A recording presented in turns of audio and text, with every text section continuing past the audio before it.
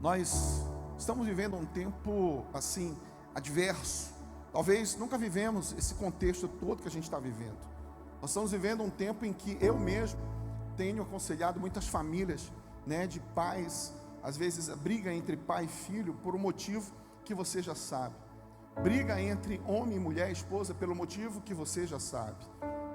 Coisas, separação, situações em que muitas das vezes, se dentro da família entrou essa divisão, se dentro da família, que é um reduto de proteção, se tem uma coisa que a gente tem em comum normalmente, normalmente quando a gente está bem, quando a gente está bem em casa, tudo que a gente quer é chegar em casa.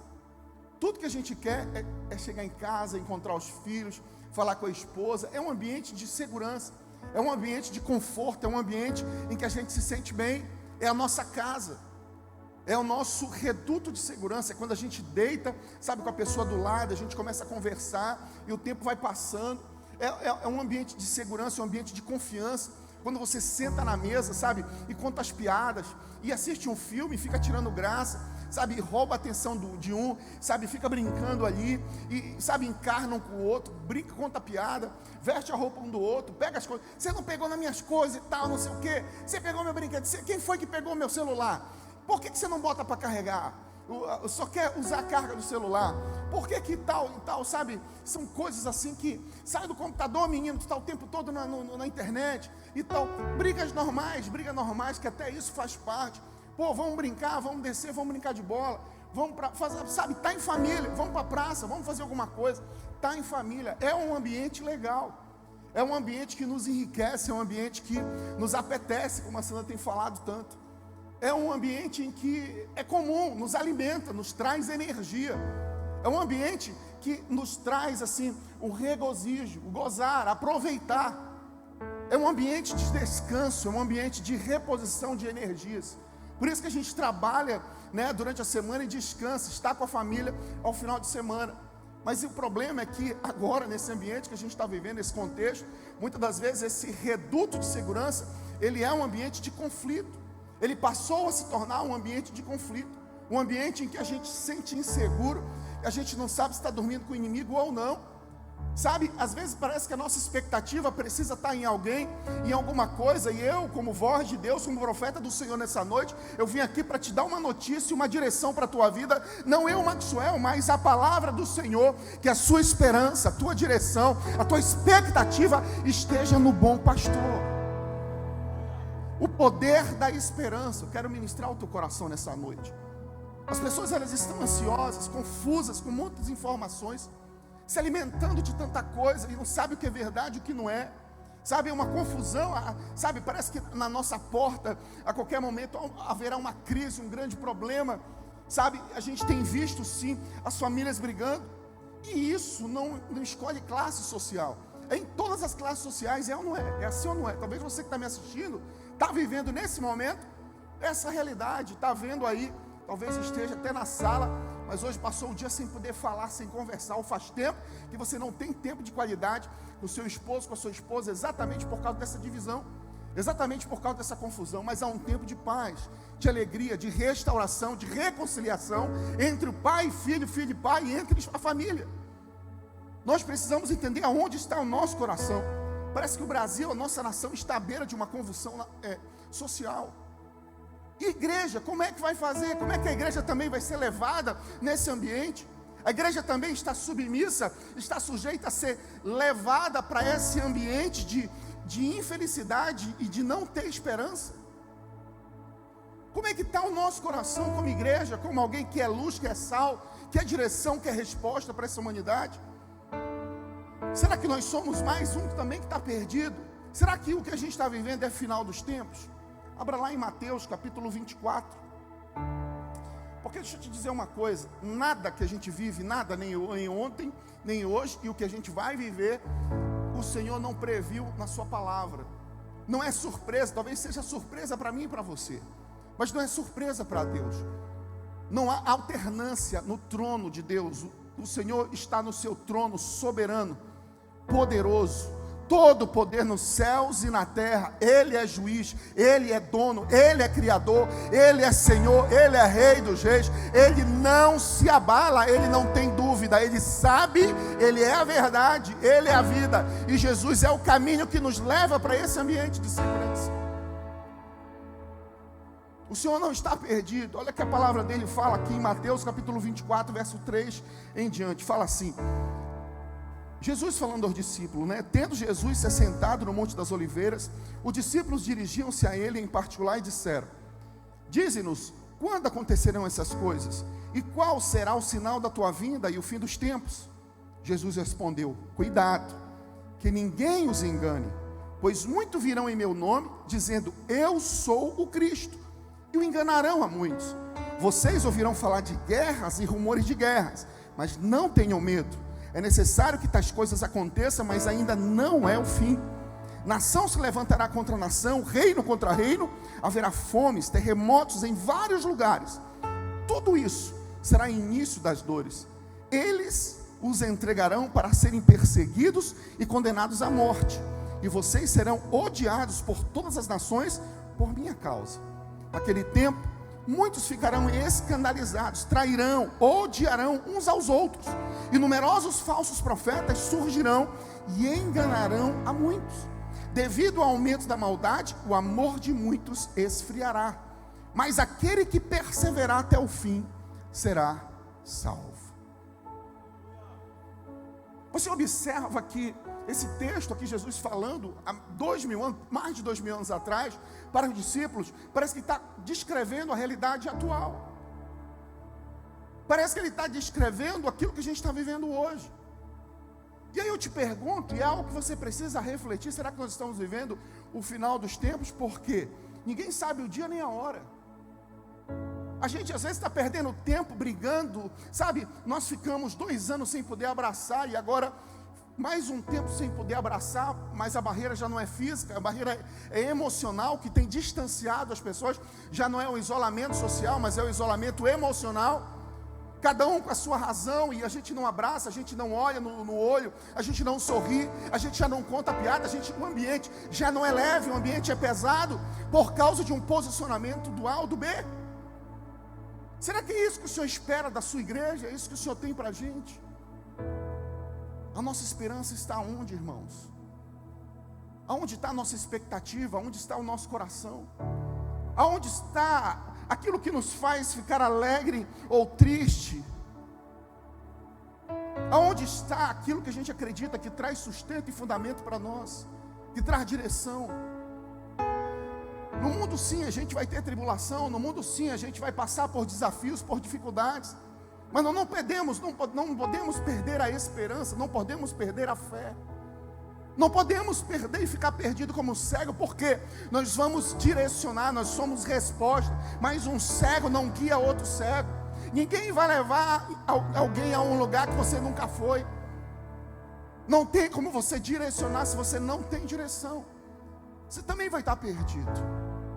Mas nós somos resposta para esse mundo, porque aquilo que a gente carrega, o Senhor fala que nós somos cartas vivas dele. Nós não podemos perder a esperança e nem a fé. A adversidade, ela traz aprendizados. Romanos capítulo 5, verso 3 e 4 diz: e não somente nisso, mas também nos gloriamos nas tribulações, sabendo que a tribulação produz a paciência, e a paciência a experiência, e a experiência a esperança. Se puder projetar aqui na NVI, Romanos 5, 3 e 4, fala: e não somente isso, repete comigo, e não somente isso, mas também nos gloriamos nas tribulações, sabendo que a tribulação produz paciência, e a paciência a esperança, e a experiência, a paciência é experiência, a paciência é experiência, e a experiência a esperança. Isso aí. Está em outra versão, a NVI.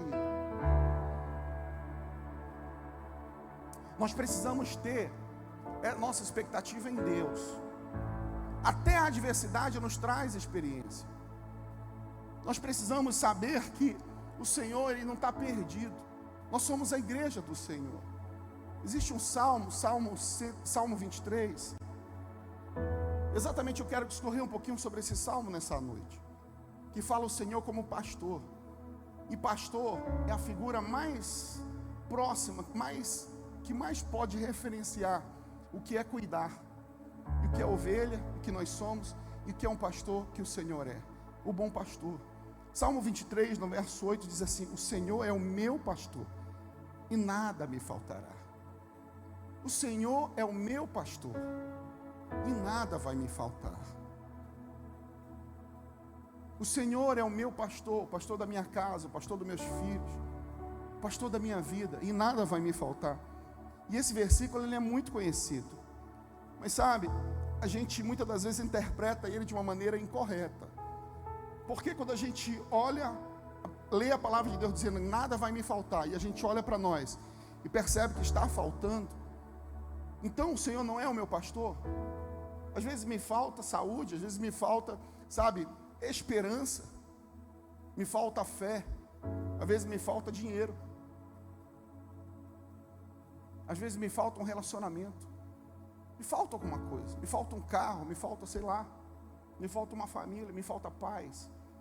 Mas se o Senhor é o teu pastor, observe bem o que significa esse texto.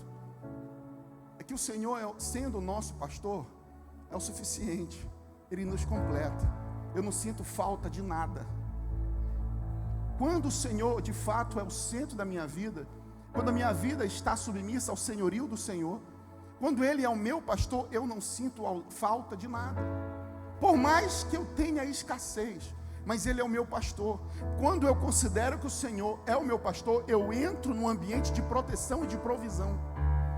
Eu entro num ambiente de provisão e de proteção quando o Senhor de fato é o meu pastor. Eu não vou me mover com temor, com medo, com incerteza, com insegurança, porque Ele é o meu pastor. Eu nada terei falta quando o Senhor é o meu pastor. Eu não sinto falta, porque Ele é a fonte de tudo. Se eu não tenho saúde, eu peço saúde, porque Ele é médico dos médicos. Se tem uma causa na justiça que está demorando, eu vou diante dEle, porque Ele é o justo juiz. Se a gente precisa de direção, Ele é o caminho, a verdade e a vida. Se a gente precisa de resposta, Ele é o profeta, Ele traz resposta. Se a gente precisa de cura, Ele cura. Se a gente precisa de sustento, Ele é o fundamento. Tudo que a gente precisa, Ele é a fonte de tudo. Se a gente precisa de dinheiro, Ele é o provedor, e Ele não deixa faltar. Ele diz: Ele não anda ansioso, não fica preocupado com amanhã, com hoje, não te preocupa. Tudo isso eu vou prover para você. Eu sou o provedor, não te preocupa com o dia de amanhã. Confia, descansa. Não perca seu sono. Só precisa entender: deixa eu ser o teu pastor, de nada terei falta. Agora tem uma coisa: quando o Senhor não é o nosso pastor, eu posso ter tudo, mas eu não tenho nada. Porque às vezes eu tenho tudo aos nossos olhos materiais, mas às vezes eu não tenho paz, não tenho felicidade, eu não tenho amor, eu não tenho aquilo que o dinheiro não pode comprar. O dinheiro pode comprar uma casa, mas ele não compra um lar. O dinheiro pode comprar um remédio, mas a saúde ele não compra, a vida ele não compra. Entende? A fonte de tudo é o Senhor. Então a nossa esperança ela precisa estar no Senhor. Quando Ele diz que o Senhor é o meu pastor, Ele está dizendo na verdade que o Senhor zela por nós, e porquanto nada irá faltar, principalmente a paz. Principalmente a paz, porque irmãos, quando nós perdemos a paz, a gente não dorme. Quando a gente perde a paz, a gente não tem sono reparador. E alguém que não dorme bem, no outro dia não produz. Alguém que não dorme bem, não consegue ser produtivo no dia seguinte. E aí é um sono acumulado, é a preocupação acumulada, o nosso coração pesado, e aí as relações elas vão ruindo, porque eu vou sendo vítima, sabe, passageiro das minhas emoções, e eu fico um poço de raiva, de pouca paciência, de pavio curto, e explodo. Não vejo mais a beleza da vida. Os relacionamentos vão sendo destruídos pela minha própria mão, pela minha própria boca, pela palavra dita. Só porque eu não dormi bem à noite, porque eu não tenho paz. Mas se o Senhor é o teu pastor nessa noite, Ele quer te fazer dormir o sono do justo, um sono reparador. Que você entenda que Ele é a nossa paz. Passaremos por tribulação, dificuldade, angústia, tristeza, mas também teremos vitórias e alegrias, irmãos. É porque a gente às vezes interpreta esse versículo sempre quando não vai faltar nada material. Não. nós precisamos entender como igreja que Ele, sendo pastor, Ele nos traz paz. Ele é o suficiente. E quando Ele é o suficiente em nossa vida, Ele acrescenta. A Bíblia diz que ninguém recebe nada se do céu não for dado. A Bíblia diz também que Ele abençoa os seus enquanto seus amados descansam, dormem. E não quer dizer que você não tenha que trabalhar, mas o dia de amanhã não pertence. Você só tem o hoje para viver. Às vezes nossa expectativa, nosso coração está tão nervoso, está tão tomado pelo medo que nos paralisa. E a gente, meu Deus, mas e amanhã? Amanhã não te pertence, você só tem o hoje para viver. Você só pode viver hoje, então viva o hoje. O que vem à tua mão, faça o melhor que você pode. Seja intenso, aproveite o tempo de qualidade aqui nesse culto. Por exemplo, quando você vem para o culto, que esse tempo seja um tempo intenso, de qualidade. Quando é para adorar, adore com intensidade, como se não houvesse um amanhã. Quando é para prestar atenção na palavra, preste atenção, que deixe o teu coração, a tua mente conectada à palavra de Deus, e fica dizendo: Espírito Santo, fale comigo. Espírito Santo, eu tenho sede de ti. Espírito Santo, eu preciso de ti. Espírito Santo, fale, eu não quero sair daqui da mesma maneira. Esquece a pessoa que está do teu lado, da direita, da esquerda. Não te preocupa, conecta com o Senhor e começa a falar com Ele, começa a ser intencional. Não venha por religiosidade, não venha para cumprir uma agenda, mas venha com uma intenção de sair do ambiente de prisão espiritual, de prisão emocional, para um ambiente de liberdade, de transformação, para você voar. E o segundo versículo diz: deitar-me faz em verdes pastos, guia-me mansamente pelas águas tranquilas. As ovelhas praticamente não têm elemento de defesa naturais, não tem garra, não tem veneno, ela não tem cauda para bater nada. Por isso elas se assustam facilmente, elas são presas fáceis. Até a sombra da ovelha assusta ela. Com o barulho das águas também elas se assustam. Por isso o pastor deve conduzi-la por águas tranquilas, para que elas possam matar sua sede. Porque mesmo que uma ovelha esteja diante de uma nascente de água, ela pode morrer de sede apenas porque tem medo. Você observa uma situação como essa? A ovelha mesmo diante da água, da nascente ali, pelo barulho da água, ela tem medo, ela vai morrer de sede. Você observa como pastor, essa comparação entre nós e ovelha, e entre o pastor e Jesus, significa que a ovelha é totalmente dependente do pastor. Nós precisamos ser completamente, totalmente dependente do bom pastor. Quando você é completamente dependente, totalmente dependente do Senhor, Ele vai nos guiar por águas tranquilas. Ele vai nos guiar por águas tranquilas. A Bíblia diz em João 10:11, diz: eu sou o bom pastor, e o bom pastor dá a vida pelas ovelhas. Foi isso que Ele fez, Ele deu a vida por nós. Ele deu aquilo que Ele tinha de mais importante, a sua vida por nós. Não devemos perder a esperança, não devemos andar ansioso. Mas existe uma característica das ovelhas do Senhor. Em João, no mesmo João 10, no verso 27 diz: as minhas ovelhas, elas ouvem a minha voz, e eu as conheço, e elas me seguem. A questão é que a ovelha do Senhor ouve, reconhece a voz do mestre, reconhece a voz do pastor. Que voz você está ouvindo? Que voz tem direcionado a tua vida? Quem tem sido o teu conselheiro? Do que você tem se alimentado? Gente, eu vou dar um conselho para vocês. Não entre em rede social nesses dias, não. Não compartilhe nada no WhatsApp. Eu sempre brigo com o pessoal: não bota nada no WhatsApp, de nada desses assuntos no grupo da igreja. Deixa o grupo da igreja ser um reduto de refrigério, de palavra de esperança. Direito, esquece um pouquinho isso. Nós precisamos estar libertos disso, desse ambiente. Não é que a gente seja, sobre-humano, e nós vamos passar por tribulação, mas a Bíblia diz, o profeta Jeremias diz: traz à memória aquilo que nos traz esperança. Aquilo que te traz tristeza, esquece, deixa para trás. Um conselho que eu te dou, de amigo, de irmão: não te alimenta não dessas coisas, porque vai trazer medo, vai trazer apavoramento, vai trazer revolta. Não. Saia desse nível e venha para o nível de governo do Senhor. Sabe o que significa isso? O Senhor, Ele nos deu um ambiente para governar. E o ambiente para governar é um ambiente espiritual. É um ambiente de posição de governo, é um ambiente de posição espiritual. E sabe como é que eu acesso esse ambiente? Em adoração, quando eu estou de joelho adorando ao Senhor, quando eu adoro a Ele, quando eu derramo, libero glória, adoração ao Senhor. Deixa eu te falar, esse ambiente ninguém te toca, pensamento algum te toca, à direita, à esquerda, nada, você não está submisso, nenhum mal te sucederá, praga nenhuma chegará à tua tenda, você vai ver 1000 cair ao teu lado, 10.000 à tua direita, mas nós não seremos atingidos nesse ambiente de adoração, nesse ambiente de adoração, nesse ambiente de adoração. A adoração te eleva. A adoração está caindo, sabe? Está vindo o temporal, está vindo a tempestade, está vindo a situação e a gente não arreda o pé. É igual Jesus no barco.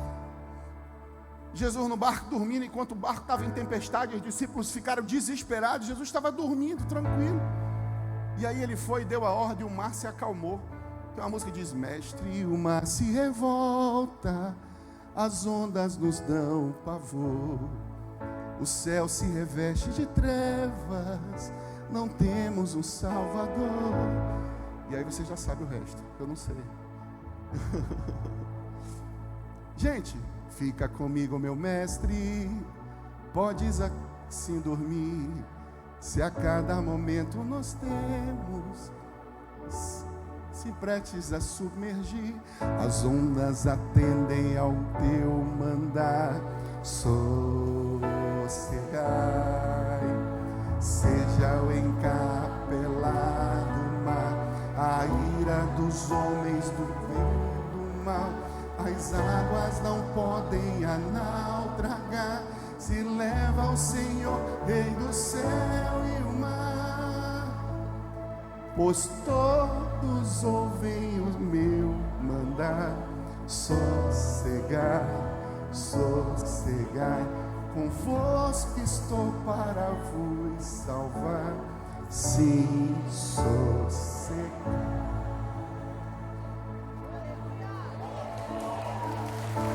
Sossega, sossega. Mestre, chegou a bonança. Vocês só querem um pé, né?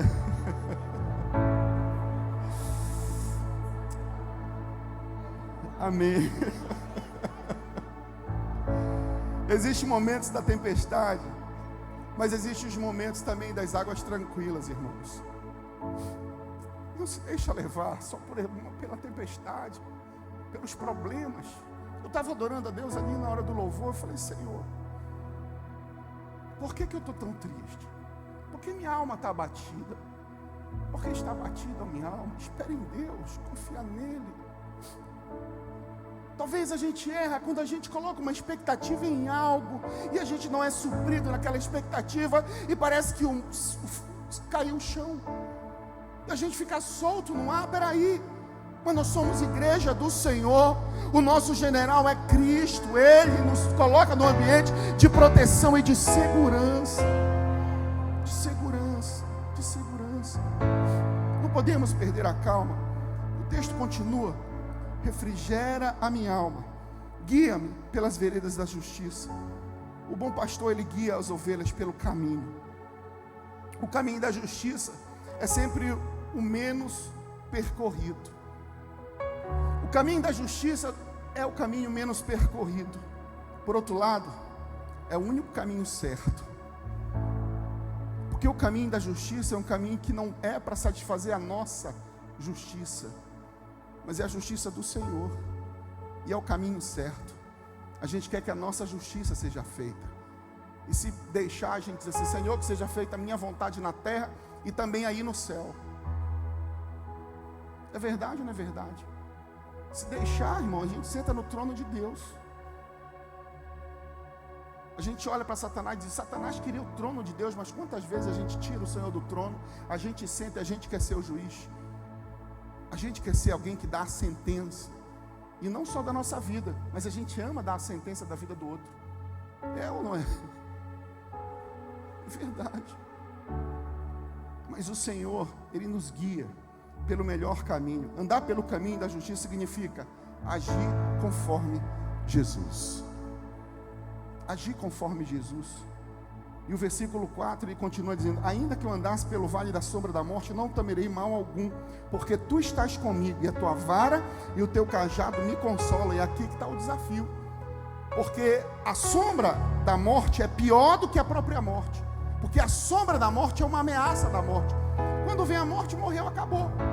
Mas a sombra da morte é uma ameaça, a sombra da morte é a má notícia. Você está sujeito, fica ali ameaçando o tempo todo. Mas o Senhor, Ele diz: ainda que eu andasse pelo vale da sombra da morte, eu não temerei mal algum, porque tu estás comigo, e a tua vara e o teu cajado me consolam. O mesmo Deus que te proporciona pastos verdejantes, Ele está conosco nessa sombra da morte, nos encorajando. Todo medo seja dissipado, toda tristeza seja dissipada, todo ambiente de independência, todo coração independente de Deus, nesse momento seja transformado em um coração dependente de Deus. Todo sentimento de justiça própria seja transformado em justiça de Deus, seja submisso ao senhorio de Deus. Que haja paz no teu coração, que haja paz na tua família, que haja paz na tua empresa, que haja paz na tua vida, na tua mente.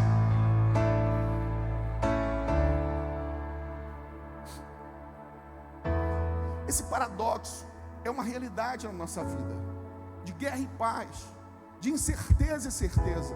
Essa é uma realidade que vai se perdurar até a vinda de Jesus. É por isso que a gente não pode ficar titubeante. Nós precisamos estar firmes, confiando na promessa, confiando no Senhor, e saber que independente do cenário, o cenário pode ir para a direita ou para a esquerda, nós continuamos firmes, contemplando para o alto, firme, olhando, seguindo, querendo agradar o coração do Senhor. Hoje, na ministração ali do Carisma, eu estava falando sobre o coração de um líder. E ao final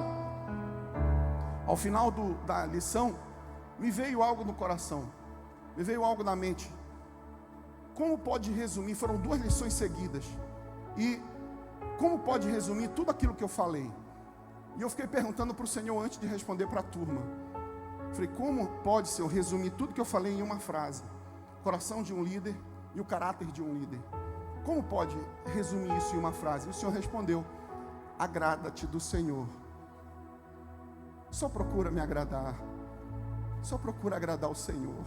Se você é líder, se você é ovelha, se você é filho, se você, sabe, independente da posição que você esteja, agrada-te do Senhor. Ele satisfará o desejo do seu coração. Agrada-te do Senhor. Busque agradar, fazer o Senhor sorrir. Agrada o coração do Pai. Esse paradoxo, isso não vai mudar.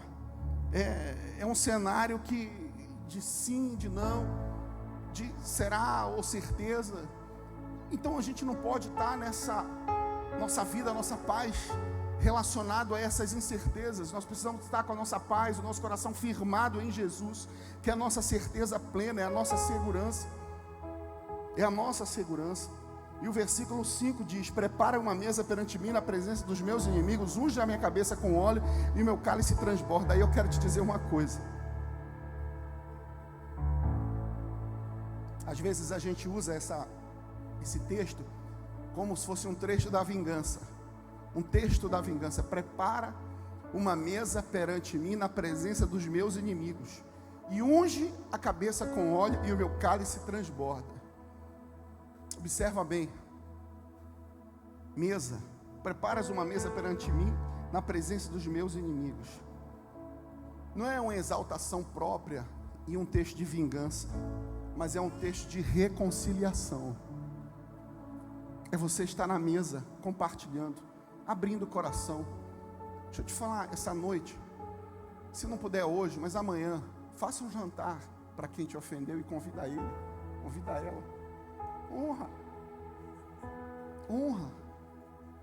Faça o jantar. Diga assim: olha, ignora o pouco que eu falei, ignora, vamos viver em paz. Você pode escolher, irmãos. Você pode escolher como viver a vida, como dividir a vida. Se você pode escolher se você vai ter alegria ou guerra, se você vai ter paz ou guerra. É só um jantarzinho. Se você não tiver condição de fazer esse jantar, fale com a Sandra no final desse culto.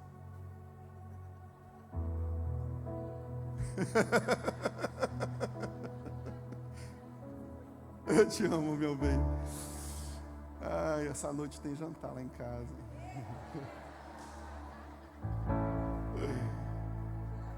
Jesus é bom demais. Então, irmãos, esse texto, ele não tem a ver com vingança, tem a ver com reconciliação. A mesa é um lugar onde todos se sentam para um banquete e para uma conversa. Nesse caso, Davi quer uma mesa de reconciliação com seus inimigos. E a gente coloca como inimigo alguém da nossa família, alguém que dorme com a gente, que divide a vida com a gente. E só por causa de um momento, contexto que a gente está vivendo no país, torna-se o meu inimigo. Deixa eu te falar, para um pouquinho, para só um pouquinho.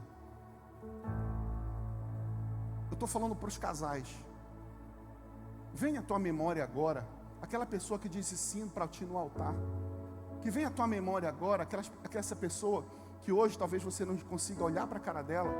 Que vem à tua memória agora os primeiros contatos, as primeiras mensagens de celular, as primeiras ligações, os primeiros frios na barriga que você sentia quando ele não ligava ou quando ela não ligava. Será tal? Os primeiros presentes que você recebeu. Onde foi que isso ficou para trás? Por que você vai trocar tudo isso, toda uma história de vida, por pessoas que nem te conhecem, sabem nem quem você é? E muitas das vezes está pouco se lixando para mim e para você. E a gente está brigando. Deixa eu te falar, irmão. Aproveite a vida. Aproveite a vida, goze a vida com a mulher da tua mocidade. Aproveita a vida. Desfrute da vida. Descanse. Sabe o que é descansar? Hoje de manhã, estava vendo o Marcelo falar. Estava aqui de manhã falando, ele falou assim: e Deus descansou no sétimo dia.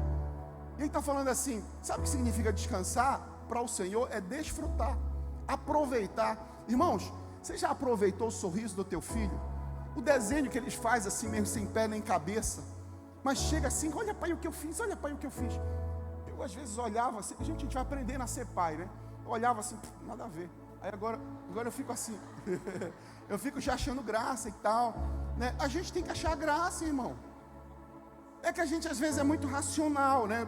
O que significa esse desenho? Nada. Mas para a criança, ela está fazendo aquilo com tanta dedicação. Eu já estou pensando em enquadrar os desenhos do meu filho, botar um quadro assim, botar um negócio bonito, só para eu lembrar e tal.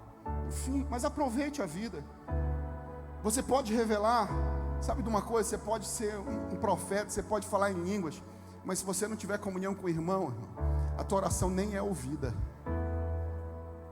Que hoje, nessa noite, você saia daqui com os teus relacionamentos restabelecidos.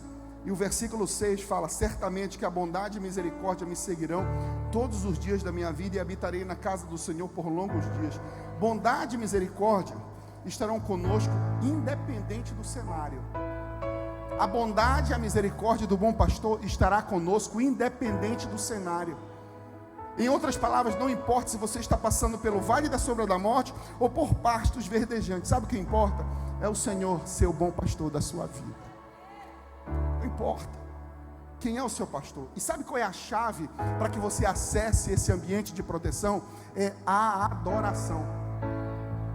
A chave para você acessar esse ambiente de proteção é a adoração. Salmo 91, verso 1 e 2 diz assim: aquele que habita no esconderijo do Altíssimo, a sombra do Todo-Poderoso pode dizer ao Senhor: tu és o meu refúgio, a minha fortaleza e o Deus em quem confio. Jeremias 31, 25 diz: restaurarei o exausto e saciarei o enfraquecido. João 14, 27 diz: deixe-vos a paz, e a minha paz vos dou. Não a dou como o mundo a dá, mas não se perturbe o seu coração, não tenham medo. Filipenses 4, 6 diz: não andem ansiosos por coisa alguma, mas em tudo pela oração e súplicas com ação de graça apresente ao seu Deus, a Deus os seus pedidos. Salmo 95 fala de adoração. Se puder projetar aí Salmo 95 e na NVI, Salmo 95 a partir do verso 1 na NVI: venham e cantemos ao Senhor com alegria, tá? Eu quero que você fique de pé nesse momento, a gente já vai terminar, mas eu queria que você trocasse a palavra venham e diga assim: vim e canto louvor ao Senhor com alegria, tá? Eu vim cantar louvor ao Senhor com alegria e aclamar a rocha da minha salvação, tá bom? Vamos falar junto? 1, 2, 3 e... eu vim cantar ao Senhor com alegria e aclamar a rocha da minha salvação. Próximo. vou à presença dele com ações de graças, vou aclamá-lo com cântico de louvor. Pois o Senhor é o grande Deus, o grande Rei acima de todos os deuses. Nas suas mãos estão as profundezas da terra, e os cumes dos montes lhe pertencem. Dele também é o mar, pois ele o fez. As suas mãos formaram a terra seca. Eu vou adorar prostrado e ajoelhado diante do Senhor, o nosso Criador. De novo, volta lá. Eu vou adorar prostrado, ajoelhado diante do Senhor, o nosso Deus, nosso Criador. Próximo.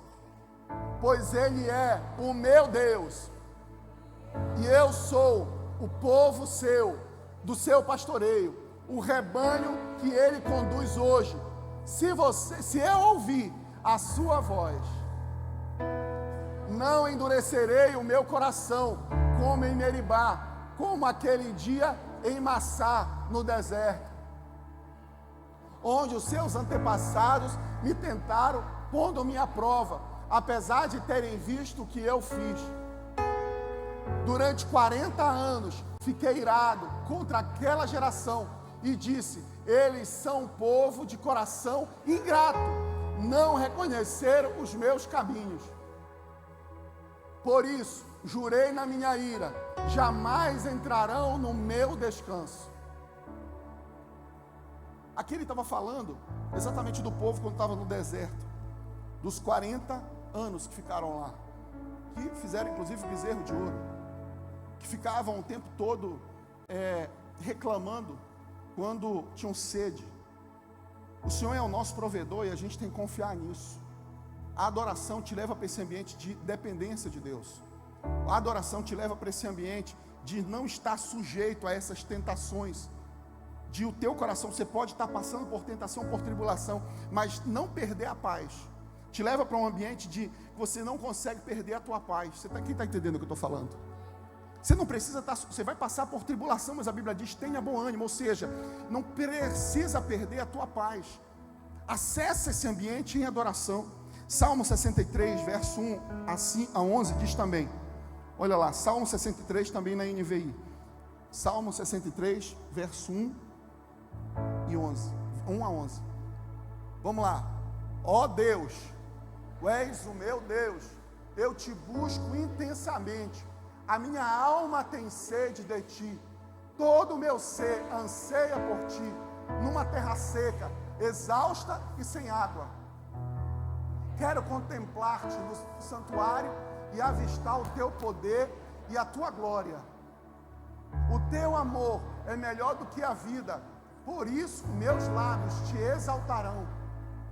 Enquanto eu viver, te bendirei, e em teu nome levantarei as minhas mãos. A minha alma ficará satisfeita como tem rico banquete, com lábios júbilos, a minha alegria. Quando me dei, lembro-me de ti, penso em ti durante as vigílias da noite, porque és a minha ajuda, canto de alegria, à sombra das suas asas. A minha alma apega-se a ti, a tua mão direita me sustém.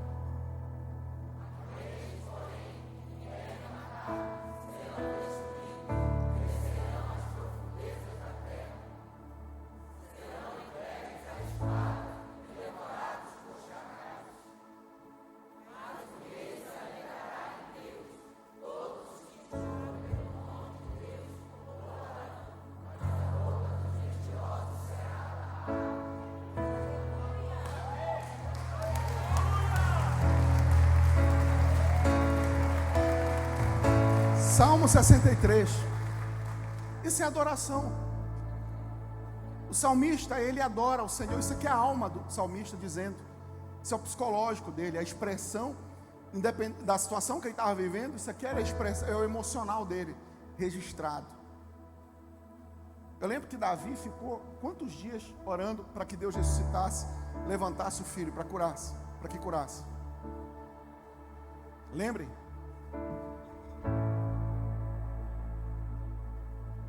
ficou uma semana ali, orando, não foi isso? Orando, pedindo para que ressuscitasse, para que curasse, e pelo contrário, morreu. E quando Davi recebeu a notícia que morreu, o que foi que Davi fez? Ele foi tomar banho, comeu, e ele foi. Queremos o teu nome engrandecer e agradecer-te por tua obra em nossas vidas. Confiamos em teu infinito amor, pois só tu és o Deus eterno sobre toda a terra e céu. Mais uma vez diga: queremos o teu nome. Queremos o teu nome engrandecer e agradecer-te. Confiamos em teu infinito amor, pois só tu és o Deus eterno sobre toda a terra e céu, pra te adorar, ó Rei dos Reis. Foi teu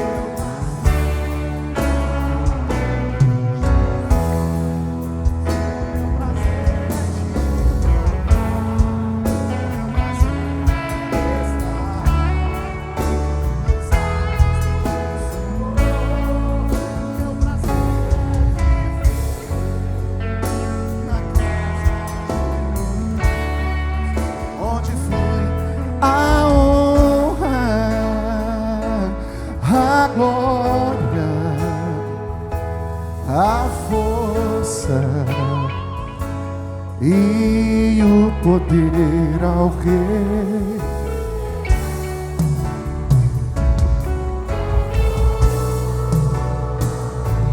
Ao Rei Jesus. Bem forte, vai!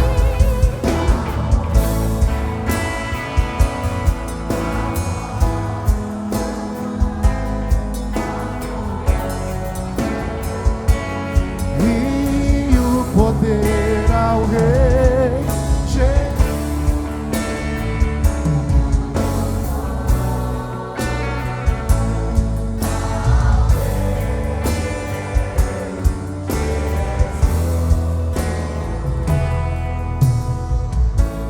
Te louvarei,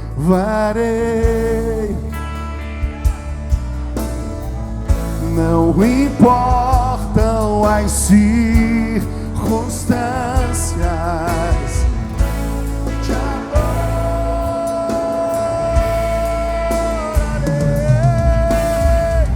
somente a ti, Jesus, eu te louvarei.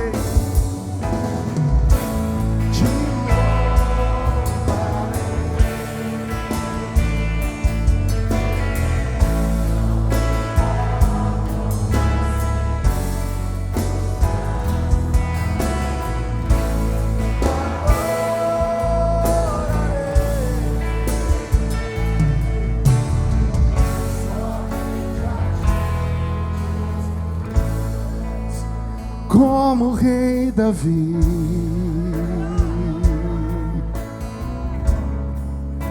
eu quero te louvar, minha alma canta a ti, Senhor, em adoração.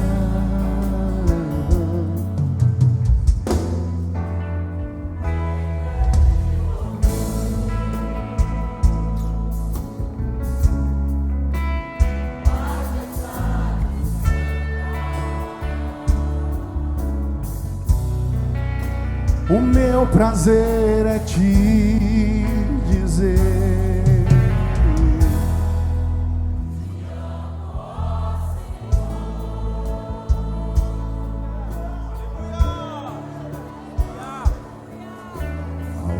único que é digno de receber a honra e a glória, a força e o poder. Ó Rei eterno, imortal, invisível, mais real, a Ele ministramos. Coroamos.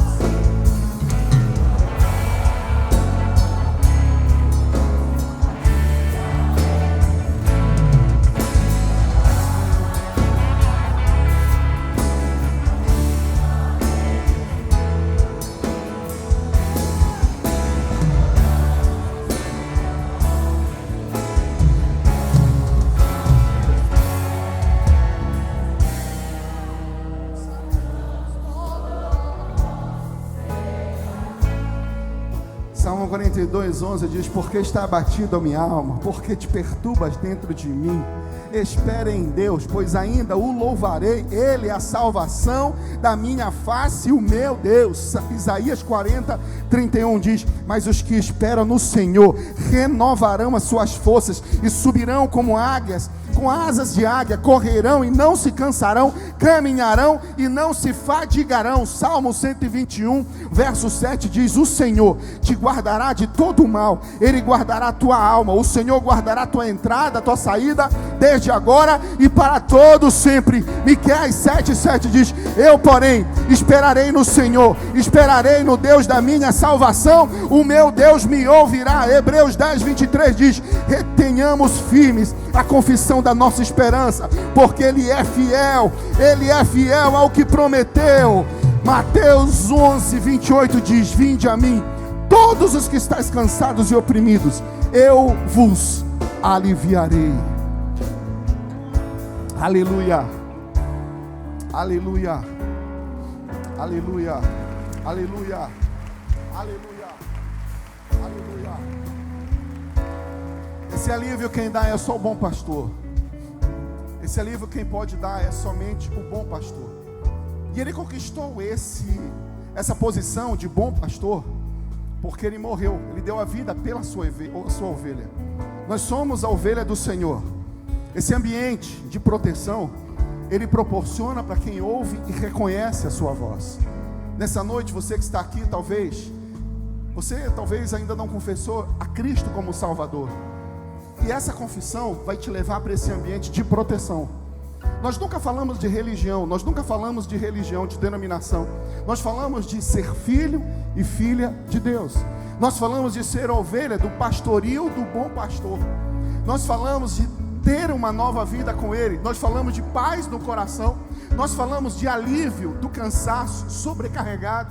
Ele diz que Ele alivia, mas a gente precisa confessar a Cristo como Senhor e Salvador da nossa vida. A gente precisa confessar, a gente precisa dizer: eu aceito o Senhor Jesus como Salvador. Eu preciso fazer um sinal.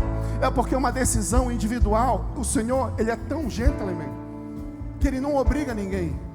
É uma decisão. A palavra, ela é ministrada, e quem convence o homem do pecado, da justiça e do juízo não é o pregador e nem a música, mas é o Espírito Santo de Deus que convence o homem através da palavra liberada. Ele diz: Ele que convence o homem do pecado, da justiça e do juízo. Esse texto de Mateus 11:28: vinde a mim, todos que estáis cansados e oprimidos, e eu vos aliviarei. Ele alivia o cansaço, Ele alivia a dor, Ele traz paz, Ele faz dormir em pastos verdejantes, Ele dá o sono do justo. Ele é Deus e Ele é o bom pastor. Nessa noite, a igreja de olhos fechados, intercedendo. Nessa noite é a noite de você vir para esse aprisco do Senhor, tomar a decisão de se tornar filho ou filha do Pai, tomar a decisão de ser ovelha do bom pastor. Não estou te chamando para uma religião, não estou te chamando para, uma denominação. Estou te chamando para se tornar filho ou filha do Pai. E nessa noite, se você entende que precisa tomar essa decisão, se tornar filho ou filha do Pai, se o Espírito Santo de Deus está falando contigo, talvez você esteja nesse momento na maior luta da tua vida, porque essa é a decisão mais importante que alguém pode tomar. Talvez você esteja agora numa decisão mais importante, no momento de mais importante da tua vida, mais importante do teu casamento, mais importante do que a formatura, mais importante das decisões que você já teve. Porque tudo isso, todas essas decisões que eu falei, tem a ver aqui com a terra, mas a decisão que você vai tomar nessa noite tem a ver com a tua eternidade, com o amanhã, com aquilo que o Senhor planejou para te viver. Talvez até hoje você viveu algo que você ainda não experimentou a boa, perfeita, agradável vontade do Senhor, mas hoje o Senhor quer te trazer para um ambiente de novos começos. O Senhor quer te dar uma nova chance. O Senhor é o local de novo começo. O local de novo começo, de nova chance, de uma segunda chance, é exatamente aos pés do Senhor. E nessa noite, se você quiser confessar a Cristo como Salvador, entender que esse teu posicionamento vai transformar a tua vida. Ei, eu estou te dizendo, você nunca mais será o mesmo. A tua expectativa vai ser superada. Você não está entendendo a novidade, a boa nova que eu estou liberando sobre a tua vida. Existe algo, existe um ambiente que você ainda não experimentou, mas nessa noite a tua decisão vai te levar para um ambiente de proteção, de paz, de alegria. Talvez faz tempo que você não dorme direito. Hoje você vai dormir como nunca dormiu. Você vai viver o extraordinário. Você vai experimentar a boa, perfeita, agradável vontade do Senhor, porque os seus pecados serão perdoados. Somente Ele pode perdoar pecado. Ele alivia, porque Ele perdoa pecado. Ele tira o peso do pecado, Ele tira a acusação, Ele tira tudo, porque Ele levou sobre Ele